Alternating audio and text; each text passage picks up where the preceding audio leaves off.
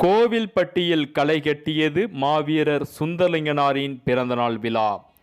சுதந்திர போராட்ட வீரரும் உலகின் முதல் தற்கொலைப்படை தளபதியுமான மாவீரர் கட்டக்கருப்ப சுந்தரலிங்கத்தின் 254வது பிறந்தநாள் விழா இன்று தூத்துக்குடி மாவட்டம் கவர்ணகிரியில் அவர் பிறந்த மண்ணில் அமைக்கப்பட்டுள்ள மணிமண்டபத்தில் அனுசரிக்கப்படுகிறது. இதனைத் தொடர்ந்து முதுகுளத்தூர், காசிலிங்காபுரம், கோயில்பட்டியில் அமைந்துள்ள அவருடைய முழு உருவச் சிலைக்கு அரசியல் கட்சிகள் மற்றும் சமூக அமைப்புகள் இன்று மரியாதை செய்ய உள்ளனர்.